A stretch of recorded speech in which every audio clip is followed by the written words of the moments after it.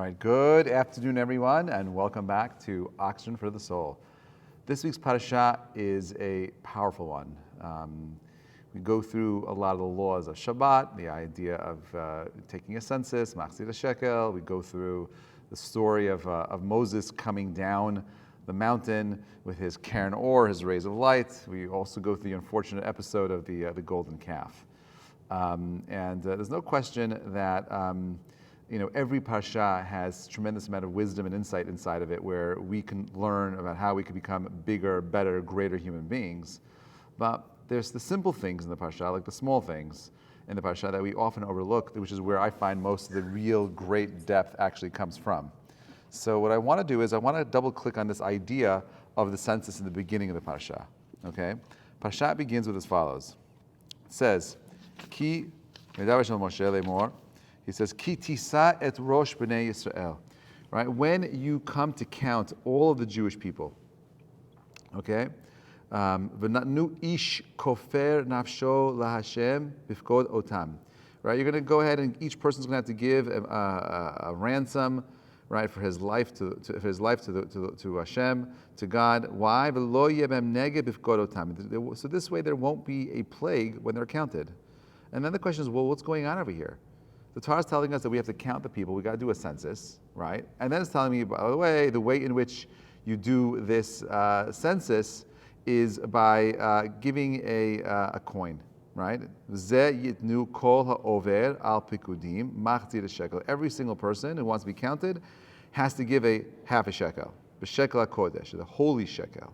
Esrim gerah shekel machzir shekel truma Hashem. It gives me a sum of how much the silver was worth, and so on and so forth. Then the question is, well, okay, if you're going to have a census over here and you want to try to count me, why am I only giving a machzir shekel? Why am I only giving a half a shekel? Why can't I just give a whole shekel?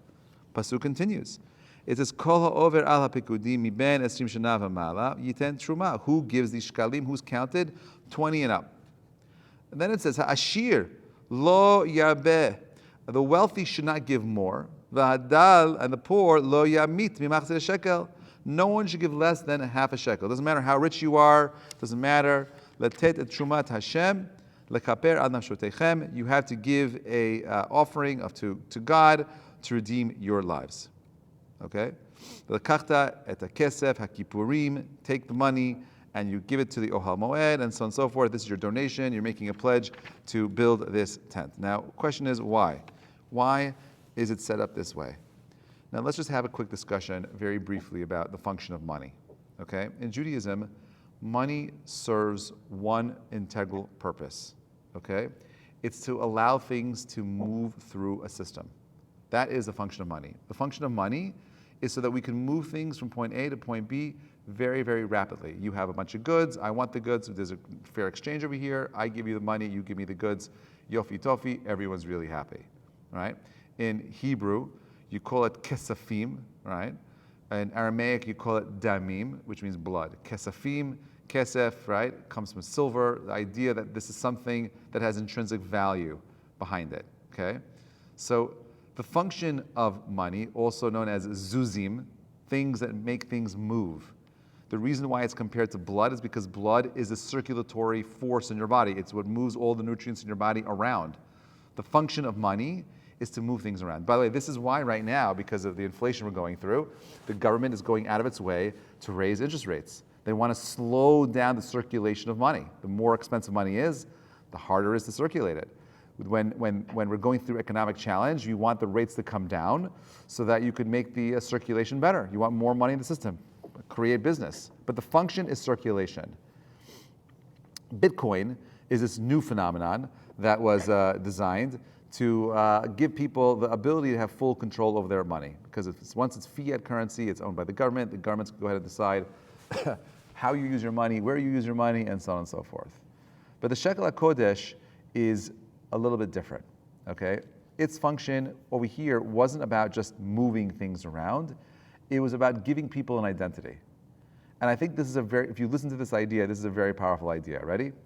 In Judaism, your value does not come from how much money you have in your bank. Your value has something to do with the kind of diamonds you're wearing, or the watch you're wearing, or the vacations you go on. It has nothing to do with any of that. Your true value comes from what you give. That is your real value. How do you get counted? Oh, okay, well, let's talk about that for a minute. In Judaism, we believe that God is a metaphor for what you and I are supposed to be accomplishing. God is good, so therefore you and I need to be good. God is patient, we need to be patient. God is giving, and therefore we need to be giving. But God is also concealed. And therefore, Chachamim tell us that true bracha, the power and blessing, comes from doing things that are hidden. Everyone doesn't need to know your business.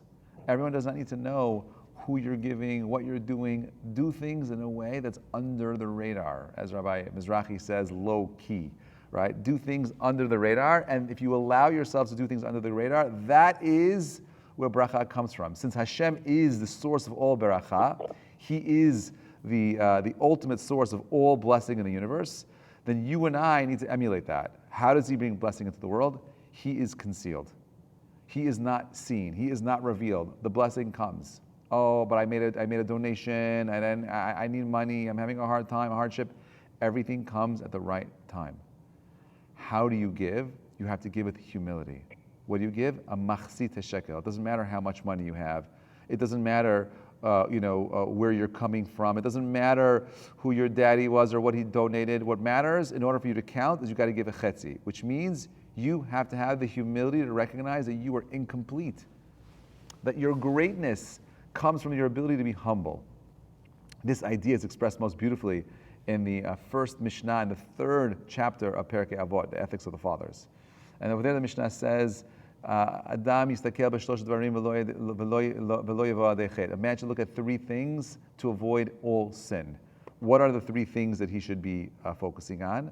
Okay, well, let's talk about that. The first thing is he needs to recognize me'ein atabat. You have to recognize where you came from. Number two is, the Mishnah says that you have to say la'ana taholech. You have to know where you're going.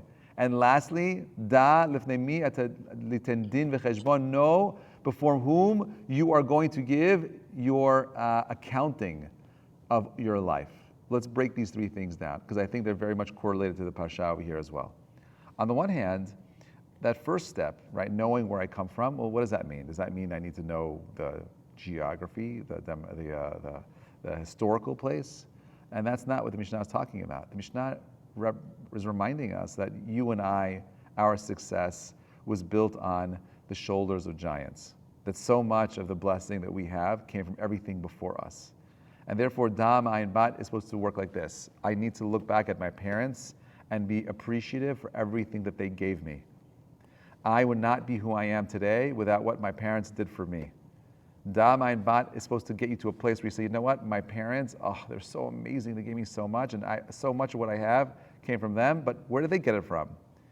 And so much of who they are and what they received came from God. Why not their parents, our grandparents? Because everything that you and I have is set up perfectly by this ultimate being who wants us to live in a world of perfection. And therefore, I can't choose who my mother and father is. I can't even choose who my friends are in high school and elementary school. I could barely even choose the people that I work with. I got Rabbi Mizrahi walking in right over here. You want to say hello? Hey guys. So I get to work with the coolest people on the planet, and I didn't have a choice in it. I'm here. So much of what we have is often a reflection. Call him back. What's that? Call him back. Call him back, and he left already. So sorry. So much of who we are is a reflection of the world that was set up for us by the divine, by God. And therefore, me looking back at where I came from is supposed to get me to a place where I'm able to appreciate what God has done for me to get me where I am right now. That comes from humility. That comes from the recognition that I am machzit hashekel. I am only half of the answer. I am not the full answer. I don't have all the answers. I don't understand how to move all the things around. The humility is what we're all lacking in this world. The humility is what allows me to recognize that in a relationship, I'm far from perfect. And that if my spouse is unhappy, I'm partially responsible. That if things aren't going well at work, I'm partially responsible. Stop blaming the world around you and start taking responsibility for the circumstance that you're in. So Me'ayin Bata Bata is supposed to get you to a place of humility. I recognize it's not me, it's my parents that set me up, and that was all a gift from God. God gave me my parents. That's what he believed that I needed for success. The second stage of this, my friends, is to recognize that we only have a limited amount of time in this planet. We only have 120 years. And we don't have an infinite amount of time. Our time is the most precious thing in the world. We say time is money. Money. That's right. He knows. Time is money, right? And the reason why we compare time to money is because we recognize how precious money is. If we were driving down Fifth Avenue right now and the car in front of you rolled down its window and started throwing out $100 bills out of the window, what would you say? Guy's Majnun, he's crazy. You know, who throws money out? What a waste. But how many of us are guilty of wasting our time, which is more precious than money? How many of us waste precious moments of life for stupidity? How much more meaningful would our lives be if we had some focus, some more direction in building a better version of ourselves, of actually spending time that it was meant to be spent. Time was meant to be the opportunity, the counterweight that allows us to grow into the best version of ourselves. That's what we want, right? We're doing a census here. The reason why the Torah is telling us to take the money from the census is because all too often when we think about money, we use money as a way of comparing ourselves. Oh, that person has a fancy car. Oh, I don't have a fancy car. I'm jealous. I want a fancy car. Oh, that guy is wearing a fancy watch. I want a fancy watch. When we do that, when we do things in an external kind of way, we bring something called a kitrug against us. A kitrug is a prosecuting angel. Someone that's coming and says, hey, why is this person wearing that watch, driving that car, causing this other person over here pain? Why is that happening? So Hashem says, well, maybe this person doesn't deserve it. This is why the Chachamim say that you want bracha, do it under the radar. There's a pasuk in Vayikra, we'll see it, God willing, in the next coming months, that says, Lifnei iver lo titen michshal. Before the blind, do not place a stumbling block. Not everyone has the ability to resist the temptations of the things that you and I have. Now, again, I'm not suggesting that you should live in a shack, and not enjoy the finer things in this world. All I'm saying is just be mindful that when you're projecting materialism into this world, okay, you can be causing another person some kind of harm. So just be sensitive about it. That's it.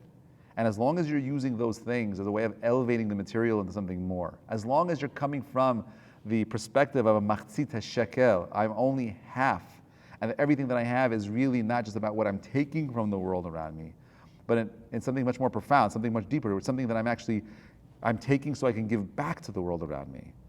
That's what we want. In the Megillat Esther, we read that Mordechai was an Ish Yehudi.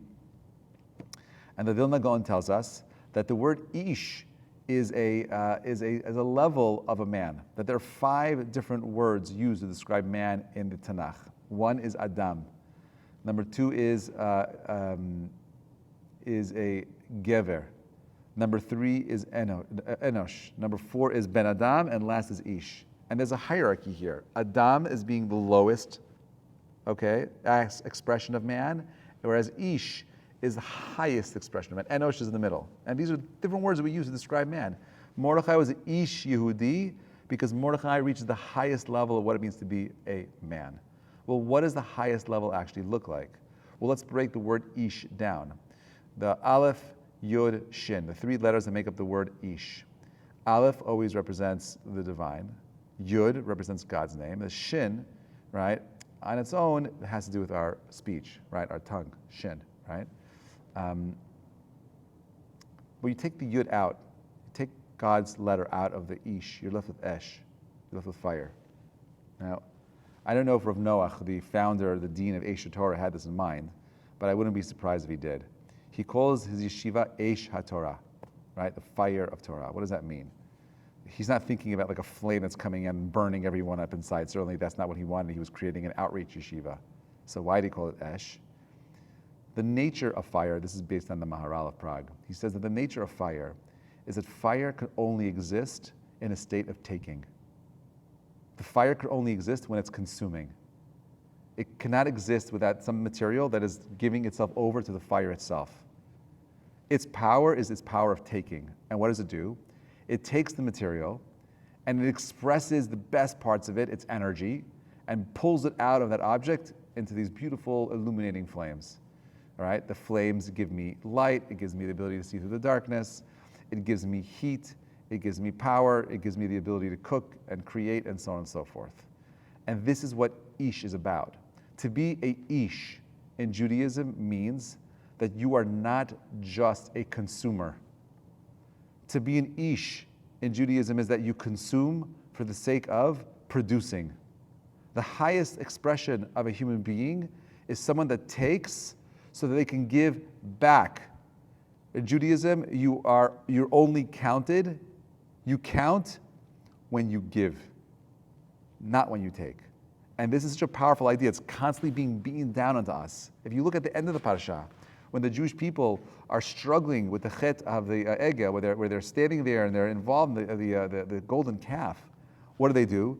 They take money with the circulatory power that they have, and instead of using it to elevate themselves and the world around them into something more meaningful, it's about a selfish need to serve and worship, which brings a massive amount of destruction to the Jewish people. We are still reeling from the pain of the Chet Egel today until this day.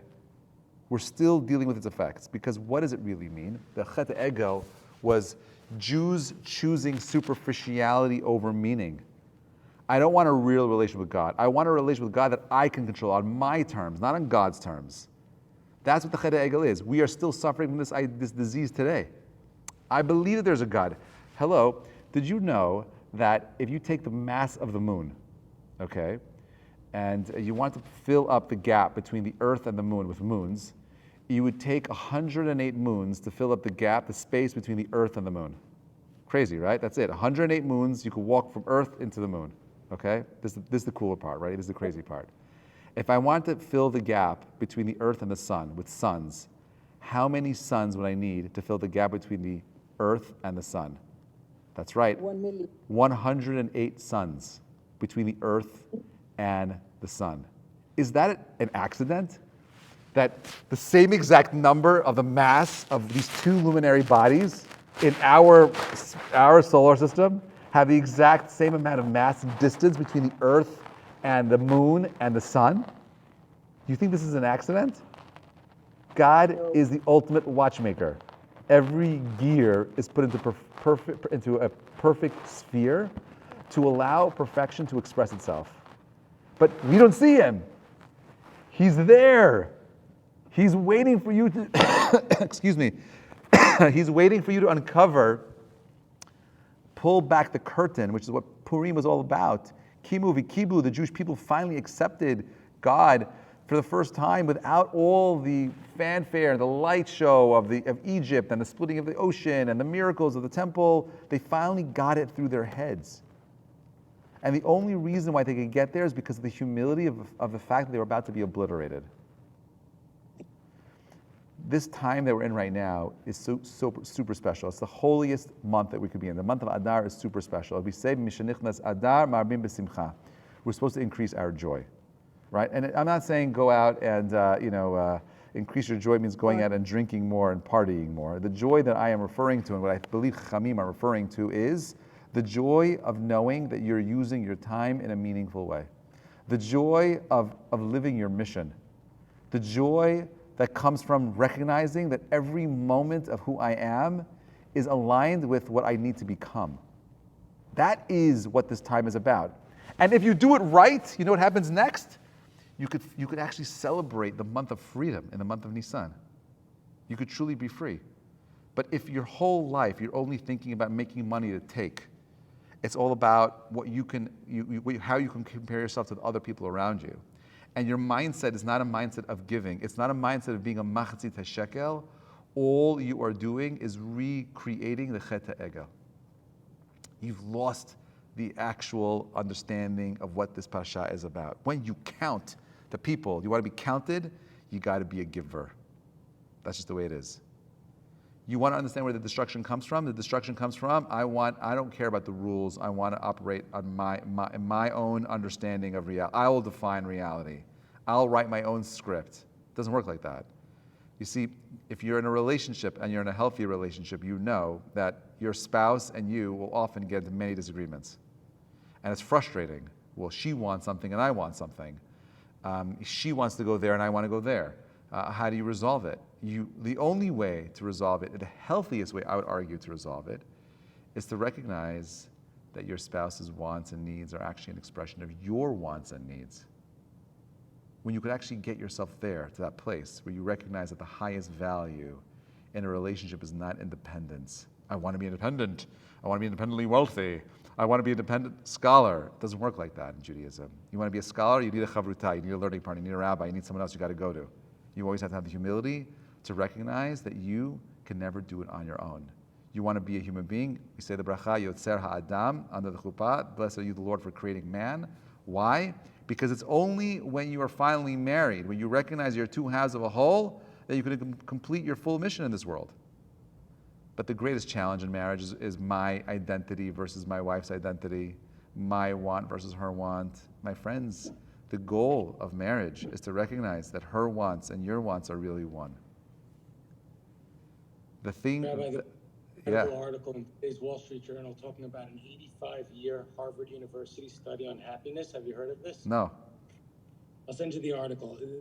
Back 85 years ago, Harvard did 3 studies. They took privileged students that were there, 85 unprivileged students, and then people that immigrated to Boston that were, on the wrong side of the tracks. Right. And over 8 years, they did studies on whether or not they were happy. They tried to make predictive studies on what makes people happy. And the bottom line is that it's only a relationship in life that brings happiness to people.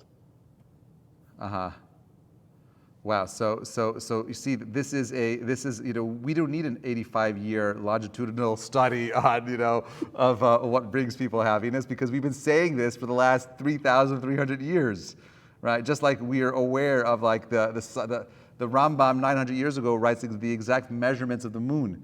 Right? He knew how did he know that? But he said he had a Mesorah. It took NASA 7 years to figure that out. We have something called a tradition. That tradition comes from someplace bigger and beyond ourselves. We're approaching the month of Nisan, the month of miracles, and certainly, we're going to change the clock this Sunday. The world is changing very quickly around us. The one thing that's not changing quickly is ourselves. And therefore, as we go through the Pasha itself, when we read through these stories, I want to leave you with just this challenge. We have 2 more weeks in this month. Try to find 2 minutes a day, a minute a day. I don't care how much time you set for this, okay? Try to find a couple minutes a day where you're able to express and articulate what it means to be the best you.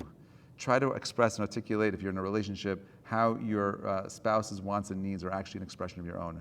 Try to figure out how you could stop being someone who's taking from the world around you and start thinking about how you can give back to the world, making it a more meaningful place. If you do these things, my friends, this is where we truly count. This is where we can make a big difference in the world around us. Each one of us is part of a greater system.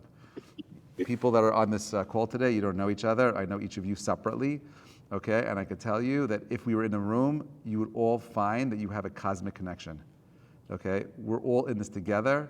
The better we become as individuals, the stronger we become as a whole. Wishing you all a Shabbat Shalom Avarach. Thank you so much for listening.